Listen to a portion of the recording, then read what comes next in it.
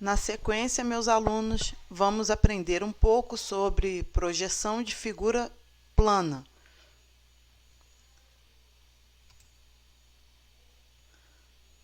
A gente pode fazer uma generalização do conceito aprendido anteriormente sobre projeção de um ponto, agora para uma figura plana, né? Imagina que o seu objeto agora, a forma já não pode ser desprezível, já não pode ser desprezada, né? Por exemplo, uma chapa, né? Você está estudando agora a resistência do material de uma chapa, né? Como é que uma chapa está sujeita à ação de forças, né? Se ela resiste aos esforços. Então, é um problema, por exemplo, que depende essencialmente da geometria da peça. Então, você já não pode mais desprezar, você precisa das propriedades geométricas da peça, você precisa determinar área, você precisa determinar centroide, você precisa determinar momento de inércia. Então, a projeção agora deve levar em conta não só um único ponto que representa aquele corpo, você não pode mais reduzir, né? Não posso mais representar o meu objeto por um ponto, né? Não tem como, nesse tipo de estudo, eu querer representar aquela chapa por uma bolinha de tênis representando uma chapa, né? Então, tudo depende do fenômeno ou do problema que você está analisando. Então, num problema, por exemplo, de resistência dos materiais, a forma geométrica do corpo não pode ser desprezada e você precisa, então, pensar em modos de representação do seu objeto real no plano. Como é que você faz isso? E aí, estendendo aquele princípio de projeção, imagina de novo que você está aqui, tá? Você está representado aqui por essa letra O de observador. Aqui está o seu objeto real, eu representei aqui por uma chapa regular, né? Plana, é uma figura plana. Um polígono de vértices A, B, C e D, e você está aqui nessa posição com a sua lanterna. E aí você vai iluminar sua placa, tem o seu anteparo, de novo, né? Eu preciso de um anteparo para gerar a sombra do meu objeto, e aí esse anteparo eu vou imaginar que é uma folha de papel. E lá vou eu iluminar minha figura e ela vai gerar uma sombra no anteparo. Muito bem, né? Então, essa é uma forma de eu representar o meu objeto que é real através de projeção, que são essas sombras. Mas, de novo, né?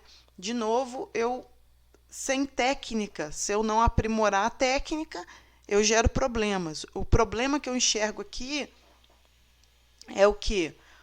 Olhem só, reparem, comparem, né? Comparem o meu objeto real, o tamanho do meu objeto real, com a projeção dele que foi gerada lá no anteparo, né? Eu tenho um problema de escala.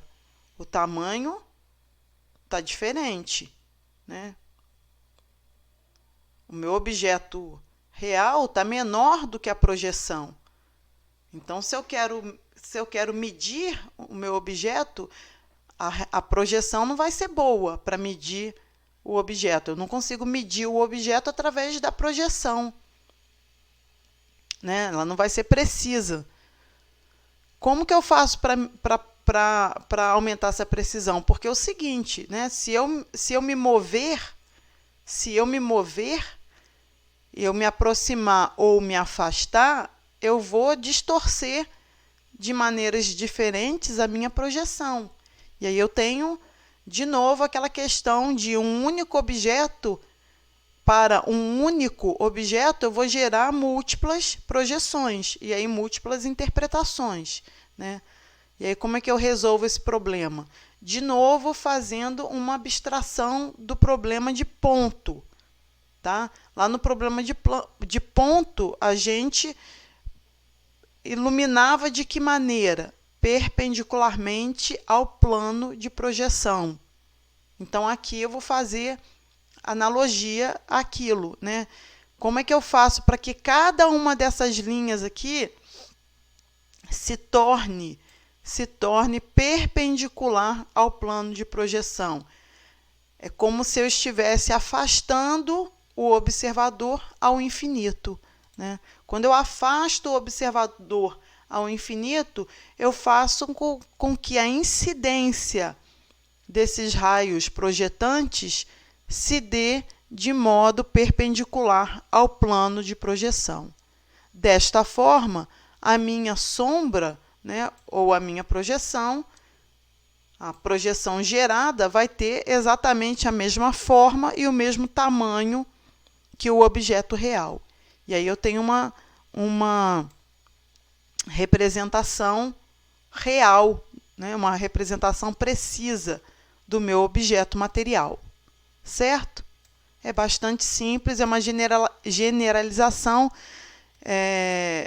uma extensão bastante direta do problema de projeção do ponto para a figura plana, ok? E aí agora a gente vai subir mais um degrau e entender como é que funcionaria para um objeto tridimensional, tá? Para um objeto tridimensional, eu vou denominar o problema como sendo um problema de múltiplas vistas. Então, vamos estudar projeções planas com esse subtítulo aí, múltiplas vistas. Vocês vão entender esse nome já já, tá? Então, a primeira coisa que eu quero que você imagine, tá? Ficou aqui meio transparente, mas não tem problema. Você vai imaginar o seguinte, tá? Tem esse retângulo aqui, você vai imaginar isso aqui como o seu plano de projeção. Lembra do anteparo? Você vai imaginar que aqui está a sua folha de papel. Isso aqui foi uma folha de papel em que eu desenhei, fiz a representação gráfica de 3 objetos, tá? E eu estou falando assim para você, olha, tá aqui a representação de 3 objetos. Tem 3 objetos. Existem 3 objetos materiais que eu posicionei na frente desse anteparo, iluminei eles, peguei a lanterna, iluminei eles e gerou 3 sombras, né? Fazendo essa analogia com sombra, desenho e sombra. Desenhei é o mesmo que fazer a sombra, né? Por enquanto é assim que a gente está imaginando. Então, 3 objetos aí na frente, eu quero que você observe essas imagens e tente, se você pudesse me responder, mas você está assistindo remotamente essa aula, né?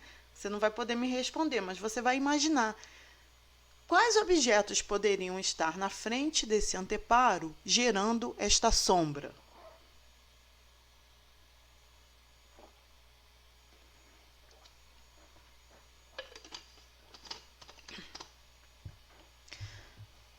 Bem, meus amigos, a ideia aqui é que você tenha percebido que diferentes objetos podem gerar a mesma sombra. As sombras são iguais, né? Vocês repararam aí que são círculos, né? Que eu estou gerando círculos como sombras ou círculos como representações gráficas. Então, o que eu quero que você imagine, eu espero que você tenha imaginado, que existem diferentes objetos gerando essa mesma sombra, né? Por exemplo, a esfera. A esfera gera uma sombra na forma de um círculo. Tal como o cilindro. Se eu tivesse um cilindro deitado e tivesse vindo aqui, né, e feito a projeção, já a projeção naquele contexto, né, naquele contexto de iluminar, mas eu estou me afastando lá, estou me posicionando no infinito, fazendo os meus raios projetantes perpendiculares ao plano de projeção. Se eu tivesse feito isso, né? Se eu tivesse olhado de frente, e aí já vamos imaginar vistas, por isso que tem esse nome, projeção e vista. Olhando de frente o meu cilindro, eu geraria, como representação gráfica, também um círculo. Assim como se eu tivesse uma chapa circular, tá? Esse último aqui, ó, esse terceiro aqui, deixa eu clicar aqui em cima, tá? Para vocês verem que é uma área, é uma figura plana, tá? Esses aqui são 3D, esse aqui é um objeto 3D, esse aqui é um objeto 3D, isso aqui é uma figura plana, é uma chapa, é só uma área, tá? Mas esses três objetos, que seriam os reais 3D, na frente desse anteparo, teriam gerado a mesma sombra, tá? E aí eu teria aquele problema, um problema do tipo, uma única representação gráfica não é suficiente para representar esses objetos 3D, esses objetos tridimensionais. Se eu desenho só um círculo e falo, eis aí a representação gráfica do objeto, você fica em dúvida. Você fica em dúvida, né? Eu perguntei, que objeto... Eu desenhei 3, já dando a você a ideia de que existem múltiplos objetos. Mas se eu tivesse desenhado um só, né, eu teria sido mais incerta na minha pergunta. Se eu tivesse desenhado um só e falado assim, que objeto é esse? Teria te confundido, né? Você poderia ter dito assim para mim, peraí, professora, que pergunta é essa? Tem vários objetos que podem gerar essa sombra, essa projeção. Então, é correto afirmar que uma única projeção plana é incapaz de representar objetos 3D. Não só 3D, como a figura plana também, né? Essa figura plana que, a menos que eu tivesse afirmado. Se eu tivesse afirmado na primeira cena, né? Se eu tivesse afirmado para vocês assim, olha, essa representação aqui é de uma chapa plana, aí tudo bem. Eu acho que uma representação seria suficiente. Mas se eu não tivesse dito qual era a natureza do objeto, tampouco uma representação seria suficiente, tá? Então, vamos lá, repetindo. Se uma única representação não foi suficiente, lembra do conceito lá da projeção de um plano, em que uma projeção também não era suficiente, porque eu podia ter na mesma projeção, na mesma projetante, na mesma linha projetante, eu poderia ter vários objetos posicionados gerando a mesma projeção. E aí eu precisei de um par de projeções. Aqui é a mesma proposta, né? Olha, se eu posiciono embaixo desses objetos um novo plano, aquele plano horizontal, agora cada um deles tem uma projeção diferente. Então, a minha segunda vista, já estou chamando de vista, para vocês irem se acostumando com uma outra terminologia, né, de vistas ortogonais. Ortogonais porque esses planos são perpendiculares entre si e as linhas projetantes são perpendiculares também aos planos. Então, daí o nome ortogonal. Então, vocês observam que cada um desses objetos tem, na sua segunda vista, representações diferentes. Então, eu precisei do par de vistas, eu precisei de múltiplas vistas para especificamente distinguir cada um desses objetos reais. E aí, o último passo, né, que nós já aprendemos, para gerar uma projeção plana, uma única representação gráfica no papel, em um único plano, a gente vem aqui e deita, né? Imagina de novo, isso aqui é um plano vertical, isso aqui é um plano horizontal. Imagina que esse plano vertical está construído sobre dobradiças aqui, você vem e rotaciona esse plano. Como isso aqui é uma sequência de cenas já gravadas, eu vou fazer uma vez aqui. Espera aí. Tá, vou fazer uma vez aqui, só para vocês enxergarem o movimento, porque depois é o que vocês vão fazer nos exercícios, né? Depois que vocês terminam de realizar o desenho das projeções, vocês vêm aqui para tornar isso tudo de fato uma representação plana, você vem aqui, ó, e de fato deita um plano sobre o outro, tá? E é assim que a gente obtém essa próxima cena aqui, olha, em que eu tenho um único plano, tá? Eu fiz o rebatimento do plano vertical sobre o plano horizontal. E cada um daqueles objetos, né? Cada um daqueles objetos eu retiro, né, do meu problema. Agora eles não existem mais. Agora eu transformei o meu problema num problema bidimensional, num problema de representação plana. Suprimi eles. Por quê? Porque agora eles estão sendo representados por suas projeções. E cada um deles, agora, se eu olho para esse par, tá? Se eu olho para esse par aqui, círculo com círculo, se eu olho para esse par e pergunto, se eu entrego para você uma folha de papel em que eu desenho um círculo com círculo e digo, olha, isso aqui é o par de projeções, o par de vistas representando um objeto material, um objeto real. Que objeto é esse? Aí não tenha dúvida, é a esfera. Aí eu dou te entrego um outro papel. Eu entrego um outro papel para você com a representação assim, olha, e eles têm que estar alinhados, ok? Eles têm tá? Olha só, o centro com o centro, ó, o centro aqui de um está alinhado com o centro de outro, porque eles fazem parte de um mesmo objeto. O centro de um está alinhado com o centro de outro.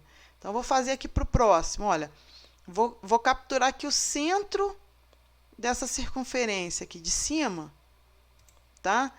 E você vai ver que ela vai coincidir com o ponto médio aqui do ponto do retângulo, ou seja, o centro da circunferência coincide com o eixo desse retângulo, porque é o eixo do cilindro, tá? Assim como se eu pegar o ponto médio aqui dessa linha, tá? Se eu pegar aqui, olha a inferência do SketchUp, pegando o ponto médio aqui, não tenha dúvidas que ao mesmo tempo eu peguei quem? O centro do raio, o centro da circunferência. Então, eles têm que estar alinhados, são representações alinhadas. Uma não pode estar desvinculada da outra, tá? Inclusive, elas têm nomes. Já vou adiantar aqui, depois a gente vai trabalhar essa terminologia. À primeira vista, deixa eu voltar numa cena aqui.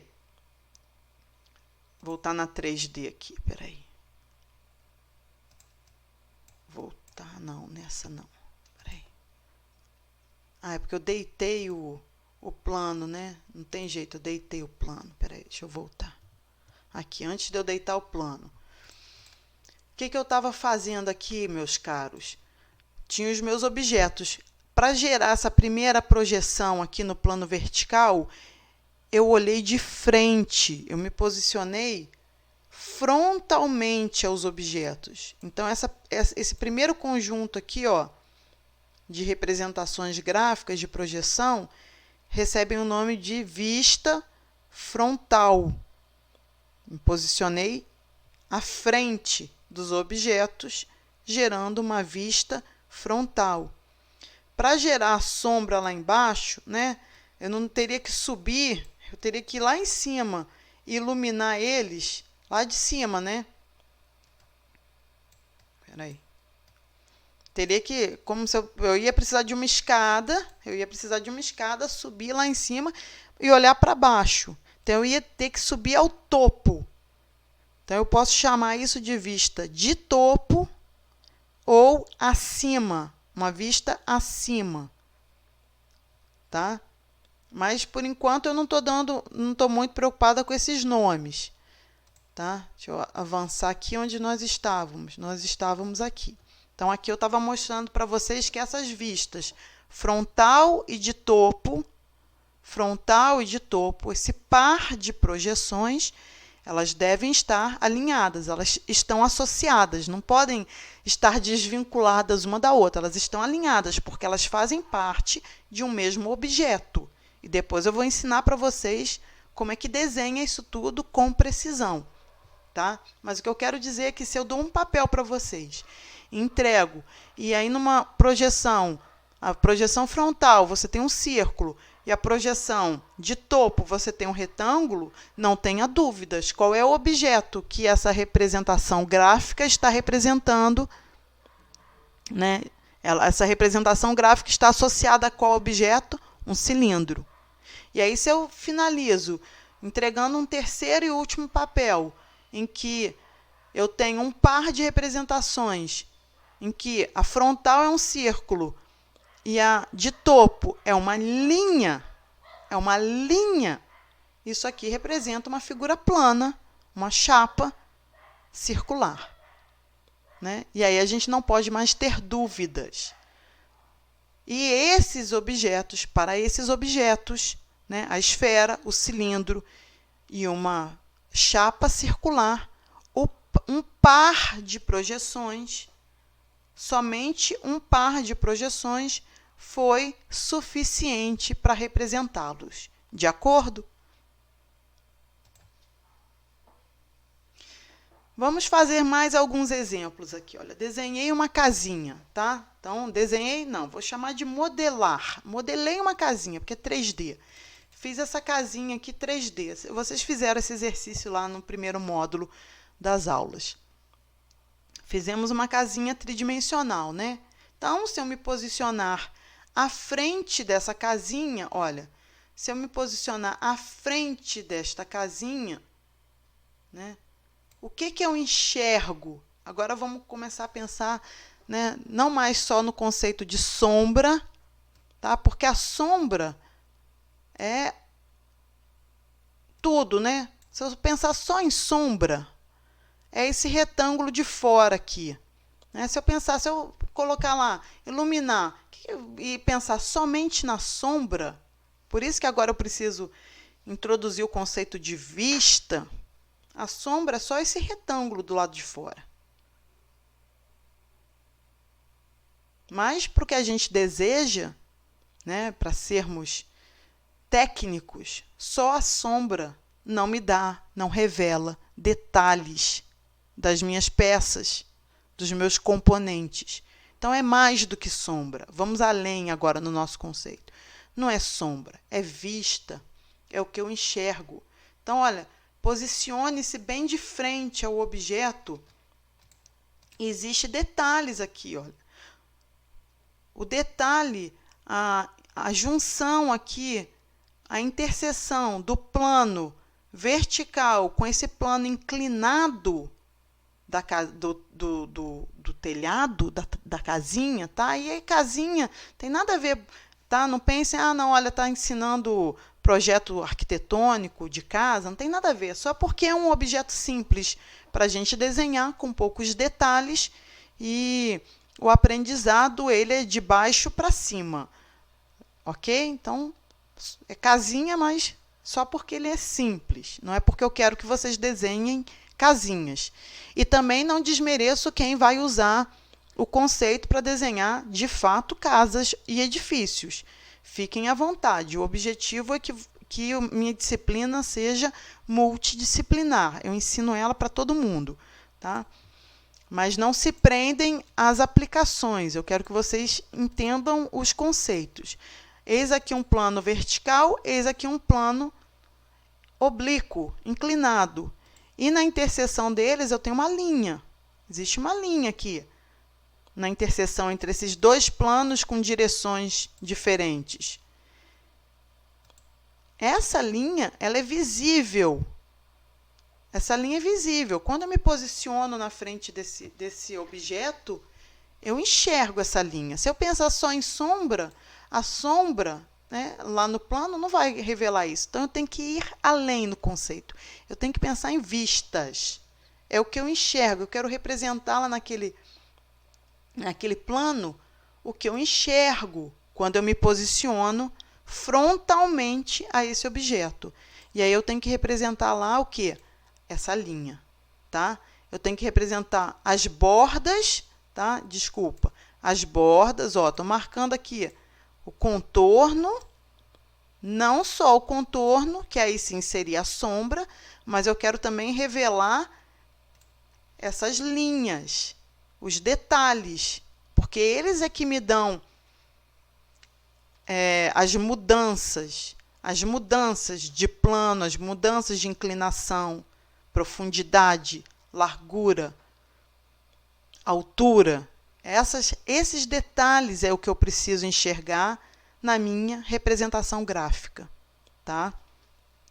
Muito bem. Então, essa é a minha vista frontal. E se eu olhar lá do alto, agora eu já aprendi que eu preciso de um par de projeções. Olha, se eu me posicionar lá de cima, de novo, se eu fosse falar só de sombra, né? Se eu fosse falar só de sombra, eu ia desenhar só o contorno, né? Só as linhas do contorno. Mas eu não quero mais que vocês pensem só na sombra, porque existe uma inflexão aqui, uma mudança de orientação. Nesse telhadinho aqui, eu tenho duas águas, eu tenho dois planos inclinados e uma interseção entre eles. Esse cume aqui, né, que é até chamado de cumeira, eu preciso representar ele no meu gráfico, na minha projeção. Então, não é só sombra, é vista. Ok? Então, é assim que eu represento, através de múltiplas vistas, um objeto tridimensional. Tá? Eis aqui a minha vista frontal, eis aqui a minha vista de topo. A vista frontal e a vista de topo desse objeto tridimensional. Tá? E aqui eu vou alinhar mais uma vez para vocês perceberem como é que a gente cria o que está desenhado lá no plano. Ó, vou voltar.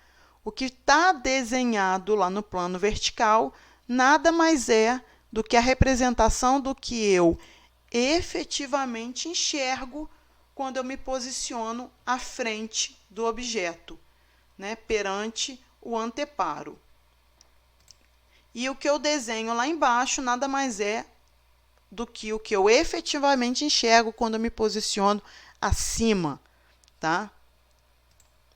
E não tem problema nenhum, basta eu rebater o plano vertical e eu tenho no plano, no papel, no 2D, a representação gráfica desse objeto. E está tudo certo, né? Está tudo certo. Foi suficiente? Essa é a pergunta. Foi suficiente, professora? Se eu entregar para o meu cliente essa representação, esse par de projeções aqui, são múltiplas, né? Múltiplas vistas, mais do que uma já é múltipla. Igual eu fiz lá, eu entreguei um par de projeções, 2 círculos, e o meu cliente identificou, ele tá fazendo um projeto de uma esfera. Eu entreguei um par de projeções, um círculo e um retângulo, e o meu cliente identificou, foi capaz de identificar, ele está fazendo um projeto de um cilindro. E aqui eu dou esse par de projeções e o meu cliente automaticamente identifica que ele está fazendo uma casinha cujo telhado é um telhado de 2 águas. Correto? Não. Incorreto. Incorreto. Não foi suficiente. Porque se eu modificar o projeto desse telhado, Se eu fizer um telhado mais assim, olha, tá, gente? De novo, ressalto que são meros exemplos para vocês entenderem o conceito, tá? Mas se eu fizesse uma mera modificação nesse telhado, tornasse ele assim, ó, mais estilo galpão, reparem que eu tenho o mesmo edifício, tá? Um edifício com a mesma área, mesma altura, né? O mesmo pé direito. Eu fiz uma modificação aqui no telhado. Não é mais um telhadinho de 2 águas, é um telhado nesse estilo aqui, ó. Tá? Me lembra um pouco mais uma estrutura de galpão, né? Que eu vou ventilar por aqui pelo alto. E aí eu fiz esse platô e levantei aqui, né? Só essa água aqui. Beleza. Não interessa se isso é um edifício, se é telhado, se é galpão. Esses dois objetos tridimensionais, reparem só. Se eu olhar de frente, se eu olhar os dois de frente, eles têm a mesma representação gráfica, tá? Eles têm de novo, porque essa linha aqui, eu enxergo ela aqui, ela representa essa inflexão aqui entre os planos e ela representa esse platô aqui, ó. Ela representa esse platô. Porque eu enxergo esse platô tanto nessa linha quanto nessa linha. Então, essas duas linhas coincidem nessa representação gráfica aqui. Então, à vista, aquilo que eu enxergo, olha, vou tirar aqui temporariamente essa casinha aqui, ó, só para a gente enxergar. É a mesma vista frontal. Que eu tinha, ó. Vou voltar com a outra casinha, ó. Tá o galpão, vou voltar com a casinha. É a mesma coisa. Idênticas. Tá? Se eu colocar uma em cima da outra, tá? Se eu colocar uma em cima da outra, repara que é a mesma projeção de novo, de topo. Elas se encaixam. É a mesma projeção. Então, se é a mesma projeção, como que eu posso afirmar que aquele par de projeções é suficiente? Como que eu resolvo essa ambiguidade, professora? Criando uma terceira projeção. Meus amigos. Criando um terceiro plano. Então, para uma série de objetos, será necessária uma terceira projeção. Olha o que acontece aqui. Se eu posiciono o meu objeto diante de um terceiro anteparo e me coloco aqui, olha, agora eu vou vir aqui, ó, lateralmente, tá? Vou vir aqui nessa lateral direita do objeto e vou me posicionar e vou enxergar qual é a vista dele. Aí eu percebo que o telhado, de fato, é um telhadinho de 2 águas, né? Se eu repetir esse procedimento para aqui eu só estou me posicionando, se eu repetir esse procedimento para o outro objeto, para outra casinha, mas você pode entender como outro objeto, né? Se eu fizer esse mesmo movimento, me posicionar, vir aqui na lateral direita dele, me posicionar, aí eu verifico que os telhados são muito diferentes, né? Eu precisei da terceira projeção para ter certeza de que eles são objetos diferentes, né? E não se animem muito, não termina por aí, tá? Com 3 planos, não. Dependendo do objeto, você vai precisar do 4º plano. Você vai precisar de outro plano lateral. Dependendo do objeto, você vai precisar de um outro plano vertical. Dependendo do objeto, você vai precisar de mais um plano horizontal lá em cima. Você pode ter até 6 projeções, né? Pode ser que você precise encerrar ele dentro de uma caixa com as 6 projeções para representar bem o seu objeto. Quanto mais complexo for o seu objeto, mais projeções você precisa para representá-lo bem, se o seu objetivo for representar ele no plano, bidimensionalmente, tá? Por enquanto, os nossos exercícios vão se restringir aqui nesses objetos que com 3 projeções são suficientes, tá? Até porque eu não quero que vocês, em uma disciplina, achem que já esgotou todo o campo da modelagem, né? Isso aqui é apenas uma disciplina. E aí, como é que a gente chega lá e transforma essa caixa, né? Que, afinal de contas, é como se você tivesse uma caixa de papelão. Imagina que você tem uma caixa de papelão e você recortou, tirou três áreas, né? Ficou com 3 faces aqui. E aí, como é que você abre essas caixas aqui, abre essa caixa para transformar ela plana? Até porque é assim mesmo, né? Você já foi na Calunga comprar uma caixa? Quero comprar uma caixa de papelão, né? Ela não vem montada, é você quem monta. Você não dobra a caixa quando você chega em casa? Dá para fazer o contrário, dá para desmontar a caixa. Então, como é que a gente desmonta a caixa? Tem várias formas de desdobrar essa caixa, tá? De desmontar a caixa, porque a gente precisa abrir ela para transformar ela num plano, tá? Tem várias formas. Só que se cada um fizer de um jeito, a gente não conversa. Toda engenharia é assim, precisa de uma convenção. Em engenharia, a gente precisa de uma convenção. A gente precisa de convenção de sistema de unidades, a gente precisa de convenção de sistema de referência, né? A gente precisa de uma convenção na hora de rebater os planos. Na aula anterior, eu ensinei você a rebater o plano horizontal, o vertical sobre o horizontal.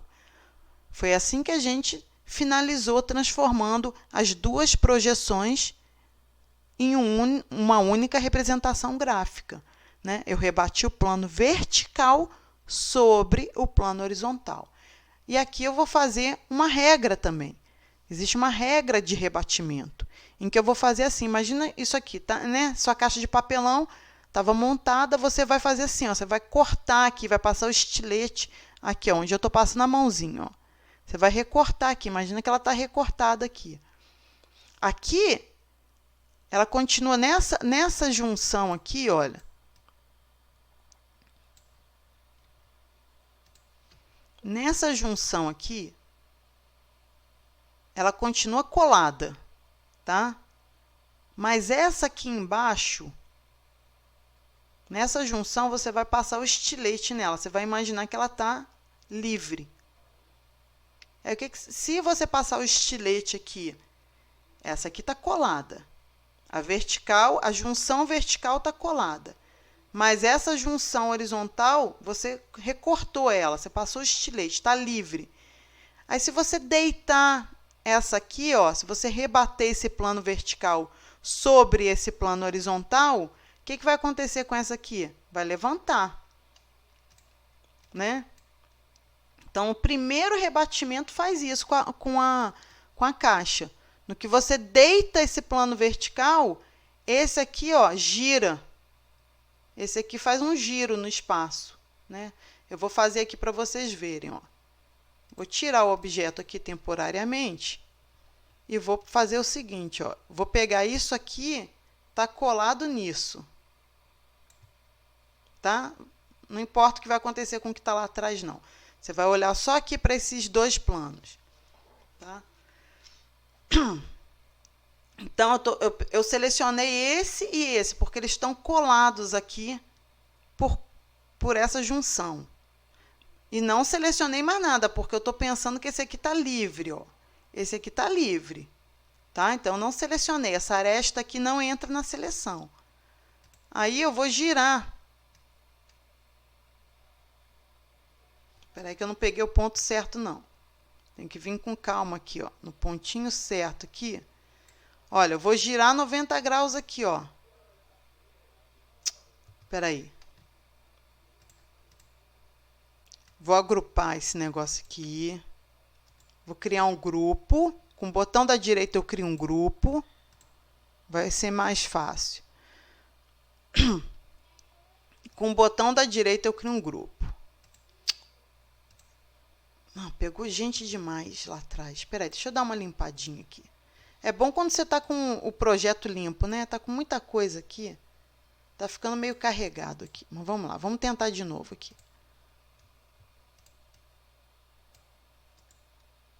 Vou desassociar tudo que eu fiz primeiro. Tá. Lá vou eu. Vou pegar isso aqui. Com o botão da direita eu crio um grupo. Depois eu vou explicar direito o que é um grupo, tá? Com o botão da direita eu crio um grupo. Então, selecionei aqui e selecionei aqui, porque um está colado no outro. Então, esses dois têm que estar selecionados juntos. Aí eu venho com a rotação e vou deitar esse plano aqui, ó. Ah lá, olha, esse movimento que eu queria que vocês enxergassem. Quando eu deito um plano, o outro vai junto. Então, eu vou deitar 90 graus aqui. Pá. Tá plano? Não, ainda não tá plano, tá 3D, porque esse cara ainda tá em pé. Aí, como é que eu finalizo? Eu pego esse cara e deito ele. Assim, ó. Deito ele. Aí, eu termino de abrir a minha caixa. Aí, a minha caixa de papelão fica aberta. Fica plana, tá? Então, o primeiro rebatimento, o segundo rebatimento. Eu preciso fazer 2 rebatimentos. 2 rebatimentos. E eu finalizo assim. Tudo, as minhas 3 vistas ficam num único plano.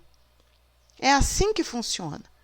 Como é que eu pego o meu objeto que é 3D e represento ele bidimensionalmente? Represento ele graficamente num plano através de suas múltiplas vistas. Certo? E assim eu encerro essa aula. Espero que os conceitos, aqui é uma aula conceitual, espero que os conceitos tenham ficado claros.